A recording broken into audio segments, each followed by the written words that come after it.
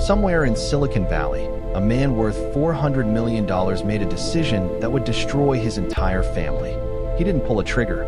He didn't hire someone to do it. He did something far more calculated than either of those things. He erased himself from the face of the earth, created an entirely new identity, and then watched from a distance as his own brother was arrested, charged, and nearly convicted for a murder that never actually happened. And the most chilling part of all of this, the part that will stay with you long after this video ends, is that he planned it for years. Not months. Years. Every detail, every document, every false trail, every carefully placed piece of evidence designed to point in exactly one direction, straight at the one person in his life who had ever dared to tell him the truth. And here's the part that will keep you up tonight. It almost worked. Not almost as in barely. Almost as in an innocent man had already been sitting in a cell for over a year. Almost as in the jury had already been selected.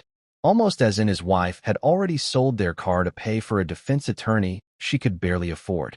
Almost as in the only thing standing between Daniel Reeve and a life sentence for a murder he did not commit was a single detective who noticed that a set of dental records was just a little too clean, a little too perfectly presented, a little too conveniently timed, and refused to let it go. This is a story about money. About jealousy so deep it curdled into something unrecognizable. About a lie so elaborate it fooled an entire state, an entire media cycle, and very nearly an entire justice system. Stay with me, because nothing about this story is what it looks like. And I promise you, by the time we reach the end, you will be asking yourself one question that has no easy answer. Not who did it, not why, but how on earth did we almost let the wrong man pay for it? Before we go any further, let us know in the comments where you are watching from. We would love to hear from you. And if you are not subscribed yet, hit that subscribe button right now so you never miss any of our upcoming videos. Because we cover stories exactly like this one, real, unbelievable, and impossible to look away from.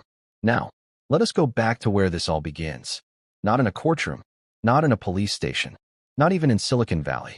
Let us go back to a two-bedroom house in Dayton, Ohio, sometime in the late 1970s, where two boys grew up under the same roof, ate at the same table, and were raised by the same two parents, and somehow became two completely different kinds of human beings. Because that house, and everything that happened inside it, is the only way any of the rest of this makes sense. Marcus Reeve was the older of the two brothers by 4 years. From the time he was old enough to understand what money was, he understood one thing about it with absolute clarity. He did not have enough of it, and he intended to change that. His father, Robert Reeve, worked double shifts at a machine parts factory on the east side of Dayton. His mother, Carol, cleaned office buildings on weekends to cover what Robert's salary couldn't reach. They were not poor in the way that makes headlines. They were poor in the quiet, grinding, relentless way that most people in working-class American towns understand without needing it explained. The kind of poor where the heat works most of the time, where there is usually enough food but rarely anything extra, where every unexpected bill is a small crisis, and every Christmas requires a month of planning. Marcus watched all of it. He absorbed every bit of it. And somewhere in the mind of that boy, a belief took root and never left, that the only thing standing between a person and dignity in this country was money, and that getting it was not just a goal, but a moral obligation to himself. Daniel was different from the start. For years younger, naturally social, the kind of kid who made friends without trying and kept them without effort. Where Marcus spent his afternoons reading whatever he could get his hands on, business books, biographies of industrialists, anything that smelled like strategy, Daniel was outside, playing baseball in the vacant lot 2 blocks over, walking home with a group of kids who would remain his friends for decades. Teachers remembered Daniel as warm. Neighbors remembered him as the boy who shoveled their driveways without being asked. He was not unambitious. He simply had a different definition of a good life, one that had more to do with the people in it than the numbers attached to it. And for most of their childhood, the two brothers coexisted inside that small house in Dayton without serious conflict. They were not close the way some brothers are close. They were too different for that. But they were family, and in the Reeve household, family meant something real. The fracture between them did not happen all at once. It never does in stories like this.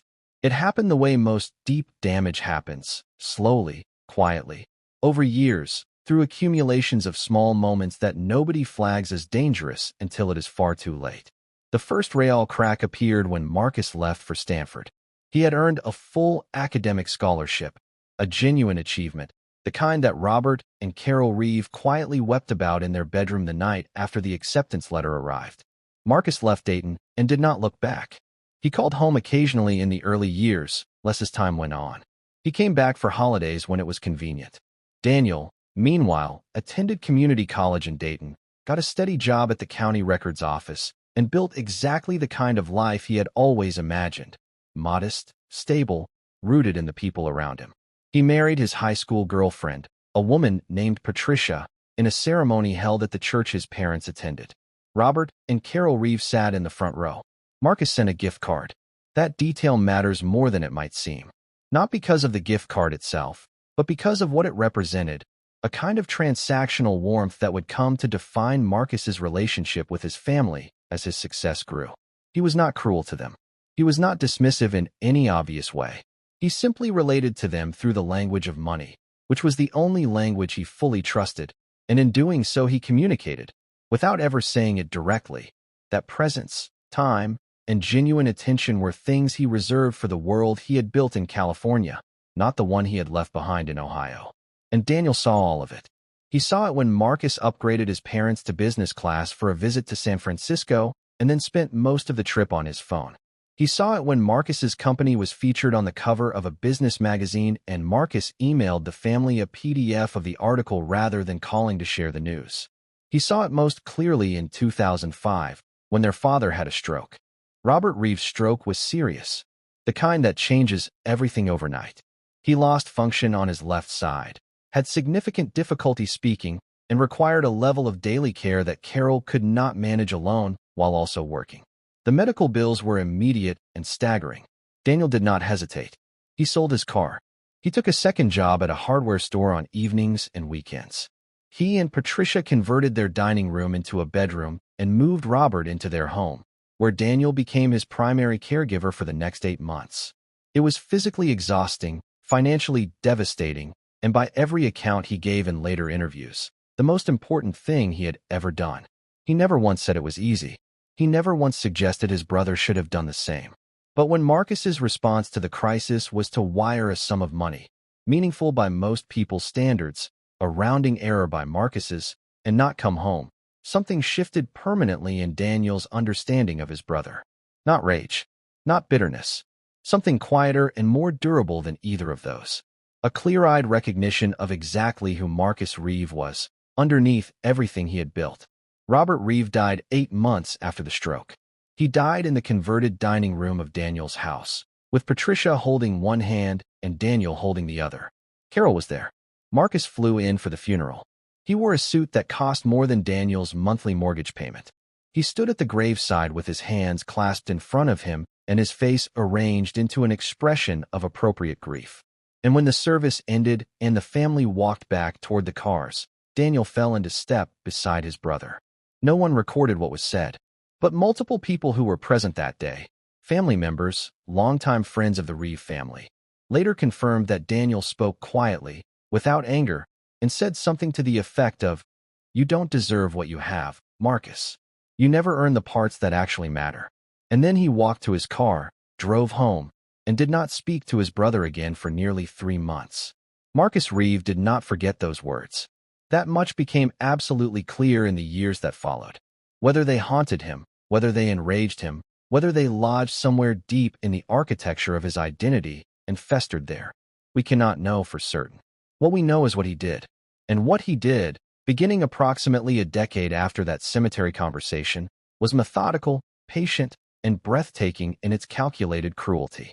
By 2015, Marcus Reeve's company, publicly valued at just over $500 million, was in serious trouble. A forensic audit conducted during a regulatory review would later reveal that the company had been masking substantial financial losses for nearly 3 years. Government contracts had been obtained through misrepresentations. Investor funds had been allocated in ways that violated multiple agreements. The paper trail, when investigators eventually followed it all the way to its source, led directly and unmistakably to Marcus. The exposure he was facing was not abstract. It was criminal. Federal fraud charges. Civil suits from investors. The potential dissolution of everything he had spent 30 years building. And Marcus Reeve, who had spent his entire life treating every obstacle as a problem to be solved through intelligence and planning, began to plan. What investigators would piece together over the following 2 years is one of the most elaborate personal deceptions ever prosecuted in an American federal court. Marcus did not panic. He did not make desperate, visible moves. He began quietly and methodically transferring assets, not in large, traceable chunks, but in small, carefully structured movements through a series of shell companies registered in jurisdictions known for minimal disclosure requirements. He worked with financial intermediaries who asked few questions. He moved money into real estate held under names that could not be directly connected to him. He took out lines of credit he had no intention of repaying. He built, piece by piece, a financial foundation he could stand on after he disappeared, because disappearing was always the plan. Disappearing was, in fact, the only plan that made sense to a man who saw the legal walls closing in and could not conceive of facing them. But a disappearance, to hold up, requires a body. And this is the part of the story where it stops being a story about financial fraud and becomes something else entirely. Gary Hollis was 57 years old. He had worked for Marcus's company for nearly 8 years as a mid-level operations manager. Competent, reliable, unremarkable in the way that made him easy to overlook and difficult to miss. He was divorced, had 2 adult children he rarely spoke to, rented an apartment in a suburb south of the city, and had in the past year confided to at least 2 co-workers that he was struggling financially and feeling invisible both at work and in his personal life. He had no close family nearby. He had not taken a vacation in 4 years. He was, in the cold calculus of someone planning a deception, a man whose absence would take time to be noticed, and whose records, already accessible to Marcus through the company's internal systems, could be manipulated. Marcus knew Gary Hollis's dental history. He knew his medical records. He knew his social security number and his financial situation and his daily routine. He knew all of it. And at some point, the exact timeline remains a matter of ongoing legal argument. He made Gary Hollis the centerpiece of his escape. On the morning of October 14th, Marcus Reeve's housekeeper arrived at his estate in the hills above the city to find the front door standing slightly open. Marcus's car was gone. His personal cell phone was powered off. His wallet, his watch, and his laptop were still inside the house. And on the kitchen counter, written on a single sheet of unlined paper in Marcus's handwriting, was a note. The note expressed regret. It spoke of unbearable pressure.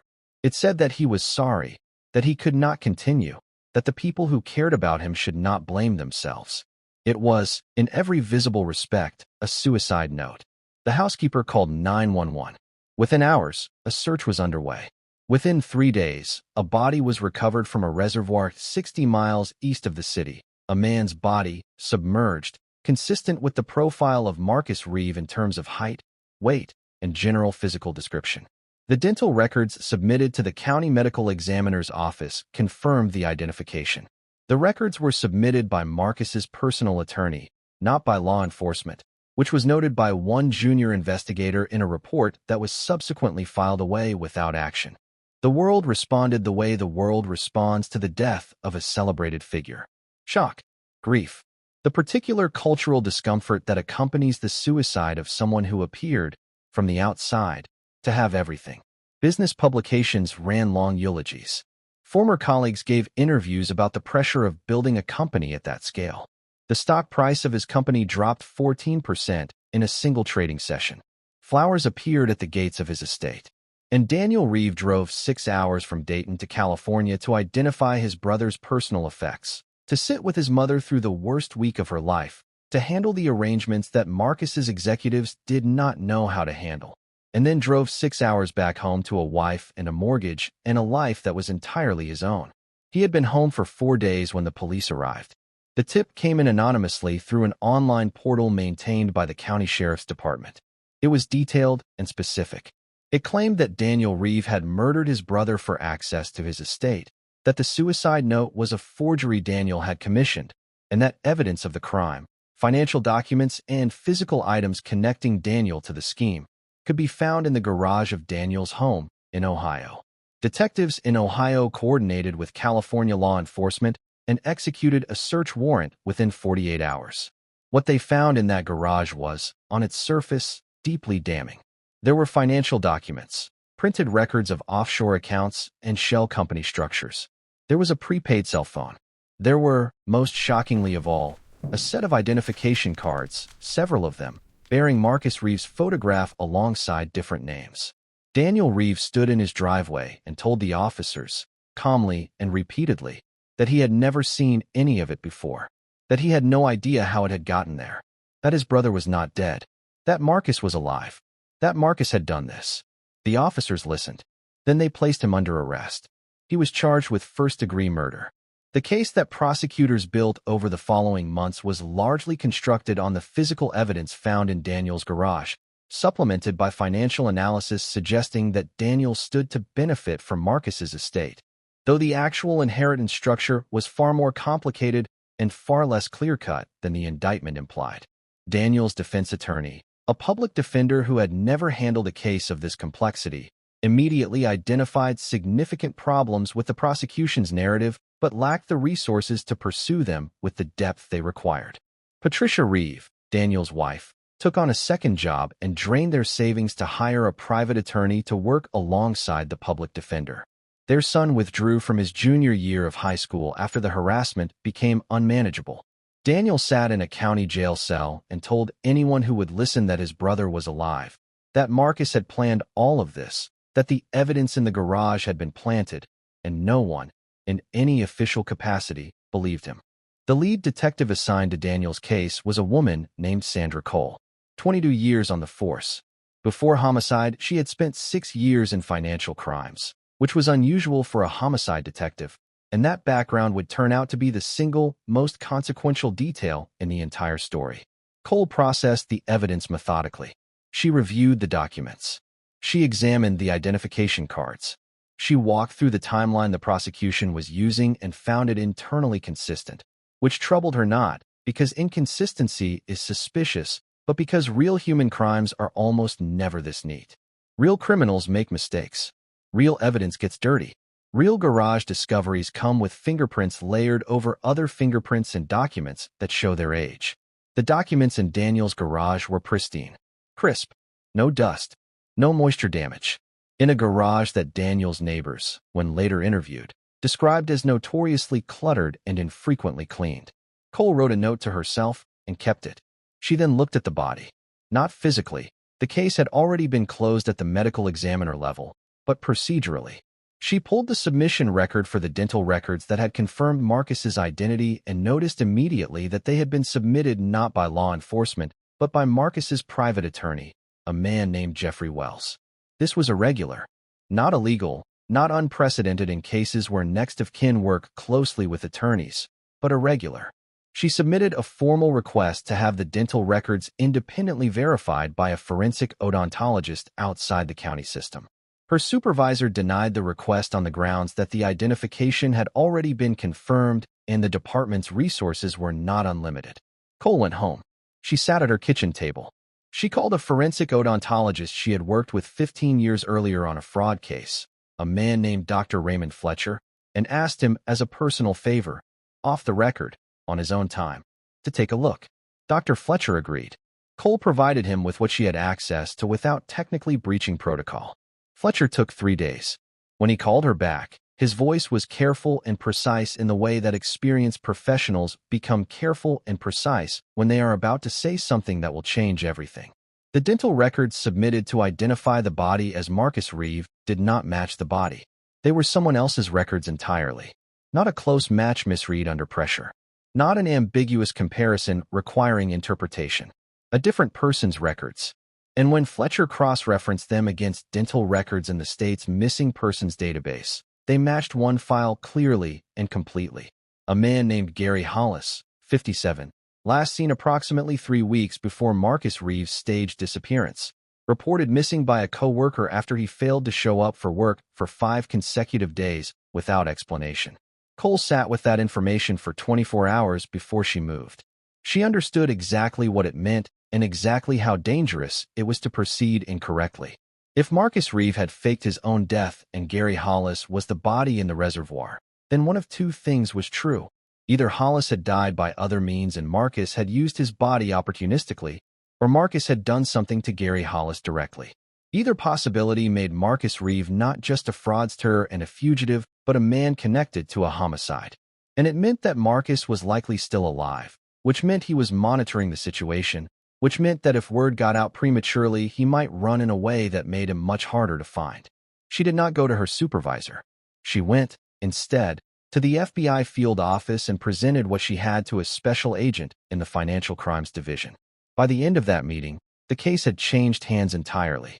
The federal investigation that followed moved quickly once it had the right resources behind it. Financial forensics experts traced the shell company structure Marcus had used to move his money, and the trail, while deliberately obscured, was not ultimately invisible to analysts with the right tools and the right access. Cell tower records for the area around Daniel's home in the weeks before Marcus's disappearance revealed a prepaid phone that had pinged the same tower repeatedly in the late-night hours, always for brief intervals, always from the same general radius as Daniel's garage. The purchase of that prepaid phone was traced to a gas station 40 miles from Marcus's estate, where the security footage had been overwritten, but the clerk, a meticulous man who had worked the overnight shift for 11 years and prided himself on his memory, remembered the customer. He described someone tall, well-dressed for a gas station at that hour, nervous in a contained kind of way, paying cash. When shown a photograph, he identified Marcus Reeve without hesitation. Marcus Reeve was living in Scottsdale, Arizona, under a name he had constructed with the kind of thoroughness that only someone with significant resources and significant premeditation can achieve. A modest condominium, a used car registered in his assumed name, a beard, a daily routine that kept him largely indoors. He had transferred enough money through enough layers to live comfortably for decades without touching anything that could be directly linked to his former identity. By all appearances, he had been waiting, watching the coverage of Daniel's arrest and arraignment from whatever device he was using, watching the narrative he had constructed hold up under scrutiny. Waiting, it appeared, for Daniel's conviction, the final confirmation that the plan had worked completely. Federal agents arrived at his condominium on a Tuesday morning in a coordinated operation that included local law enforcement and financial crime specialists prepared to immediately freeze all associated accounts. Marcus Reeve did not run. He did not attempt to deny who he was. He stood in the doorway of his modest Arizona condo for a long moment, looked at the agents assembled outside, and said, according to 3 separate federal agents who were present, "I wondered how long it would take." Those 6 words became, in the coverage that followed, almost as famous as the crime itself, because they said everything about Marcus Reeve that any courtroom testimony or psychological evaluation could have said. Not shock, not denial, not the desperate scrambling of a man whose plan had failed. Curiosity, clinical, detached curiosity, as though the entire enterprise, including its unraveling, had always been primarily an intellectual exercise, and he was simply marking the point at which the experiment concluded. Daniel Reeve was released from custody within 72 hours of Marcus's arrest. All charges were dropped. He was not given a formal apology by the state, the county, or any of the officials involved in his prosecution. He was simply handed his belongings in a paper bag and walked out of the facility into a parking lot where Patricia was waiting. His public defender later told a journalist that in 14 months of working with Daniel, she had never once heard him express hatred toward his brother. Exhaustion, yes. Grief, absolutely. But not hatred. He just kept saying Marcus was sick, she told the journalist. He said it like he was describing a diagnosis, not making an accusation. Marcus Reeve was charged federally with fraud, obstruction of justice, evidence tampering, identity theft, wire fraud, and, in connection with the death of Gary Hollis, whose cause of death was ultimately ruled a homicide by a state medical examiner after independent review, murder. The murder charge was the most contested element of the prosecution. Marcus's defense team, the finest money could locate, funded by assets the government had not yet succeeded in freezing, argued that while their client had clearly staged his own death and committed serious financial crimes, the evidence connecting him directly to Gary Hollis's death was circumstantial. The jury heard from forensic experts, financial analysts, former colleagues, and the detective who had broken the case open. They heard from Gary Hollis's sister, who sat in the back of the courtroom every day of the 3-week trial, and whom the major television networks, consumed with the drama of the brothers and the billionaire, almost entirely ignored. And then Marcus Reeve did something that no one who knew him, no one who had followed the case, and certainly not his own legal team had anticipated. He took the stand. Against explicit advice from his lead attorney, against every principle of criminal defense strategy, Marcus Reeve sat in the witness chair and addressed the jury directly. He was composed. He was articulate. He was, by all accounts, utterly without remorse in any conventional sense. He explained his financial decisions as rational responses to an irrational system designed to punish success. He described his staged disappearance as a necessary exit from circumstances that had become untenable through no fault entirely his own. And then he spoke about Daniel. He said that Daniel had spent his entire life treating Marcus's success as a personal grievance. That Daniel had looked at everything Marcus built and chosen to see it as an indictment rather than an inspiration. That the words Daniel had spoken at their father's gravesite had revealed a jealousy so fundamental that no amount of success would ever satisfy it. He said, with the jury watching, that he did not regret protecting himself from a brother who had spent decades waiting for him to fail. The jury was out for less than 4 hours. They returned guilty verdicts on all counts. The murder charge was ultimately reduced to second degree on appeal, a decision that turned on the specific question of premeditation and its provability beyond reasonable doubt in the absence of direct physical evidence of Marcus's actions on the night Gary Hollis died. He was sentenced to 31 years without the possibility of parole. Daniel Reeve returned to Dayton.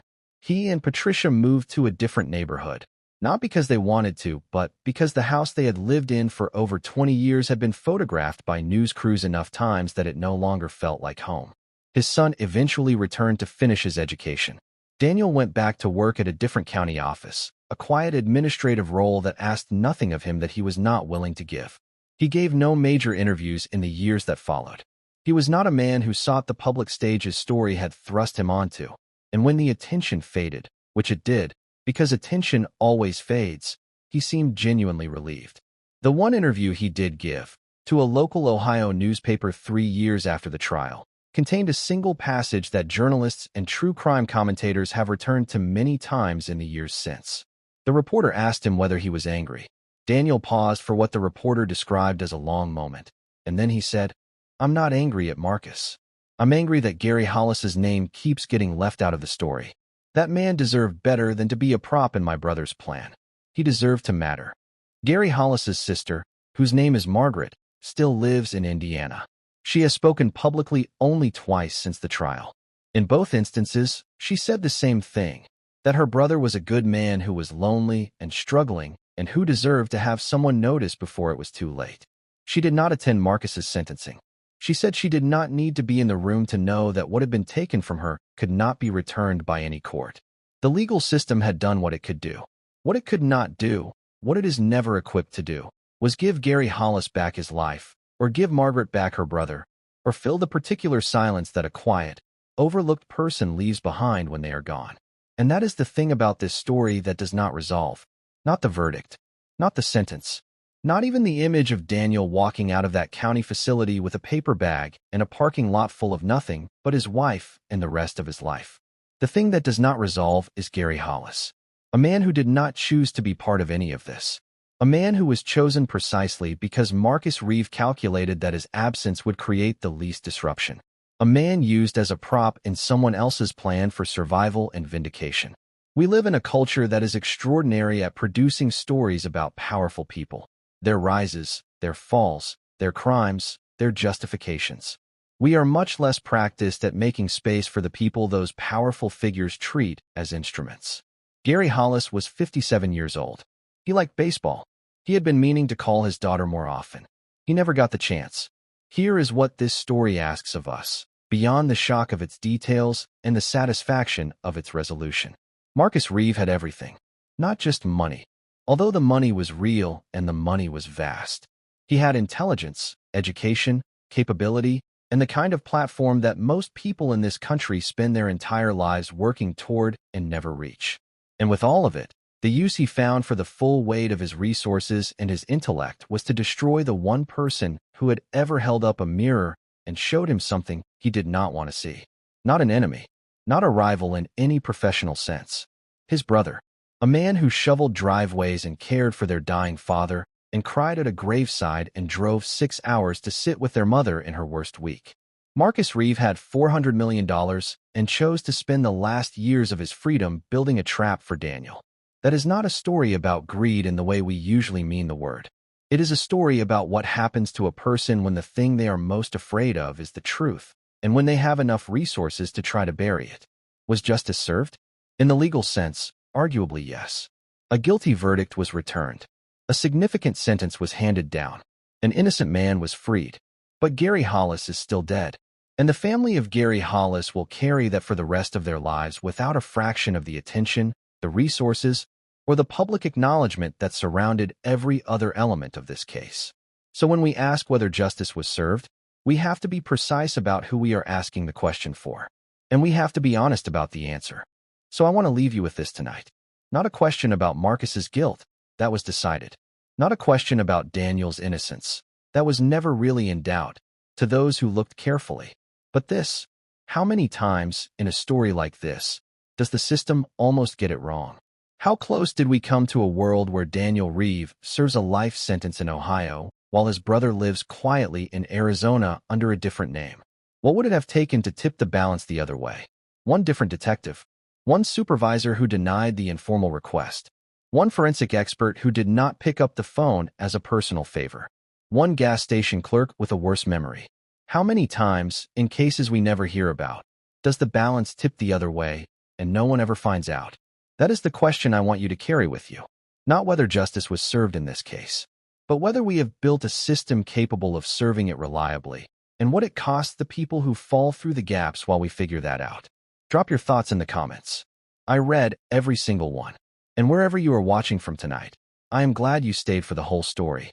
Because the whole story is the only way any of this makes sense.